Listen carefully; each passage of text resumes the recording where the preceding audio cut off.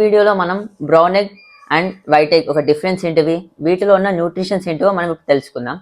Brown egg మనకి మార్కెట్లో వచ్చేసి 15 రూపీస్ ఉంటుంది. అలాగే వైట్ ఎగ్ మనకి మార్కెట్లో వచ్చేసి 6 రూపీస్ ఉంటుంది. చాలామంది జనాలు ఏమనుకుంటారంటే బ్రౌన్ ఎగ్ నాటుకోడి గుడ్డు కదా, సో ఇందులో మనకి హై పవర్ ఉంటుంది, హై అమౌంట్ ఆఫ్ ప్రోటీన్ ఉంటుంది అని అనుకుంటారు.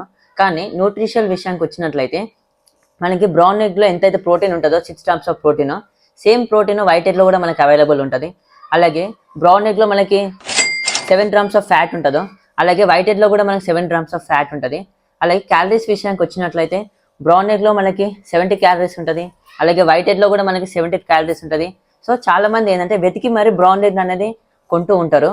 సో ఒకవేళ మీ గోల్ కనుక బాడీ బిల్డింగ్, మజిల్ బిల్డింగ్ కనుక అయినట్లుంటే మీరు పర్ డే వచ్చేసి హై అమౌంట్ ఆఫ్ ఎగ్స్ని కన్జ్యూమ్ చేయాల్సి వస్తుంది. సో వాళ్ళకి నేను ఇచ్చే బెస్ట్ చాయిస్ ఏంటంటే వైట్ ఎగ్ అనమాట. సో బడ్జెట్ విషయానికి వచ్చినట్లయితే బ్రౌన్ ఎగ్ మనకి 15 రూపీస్ అనమాట ఒకటి, అలాగే వైట్ ఎగ్ మనకి 6 రూపీస్కి వస్తుంది. సో దీన్ని బట్టి మనకి బడ్జెట్ ఫ్రెండ్లీలో ఉండాలి కాబట్టి నేను వైట్ ఎగ్ని ప్రిఫర్ చేస్తూ ఉంటాను.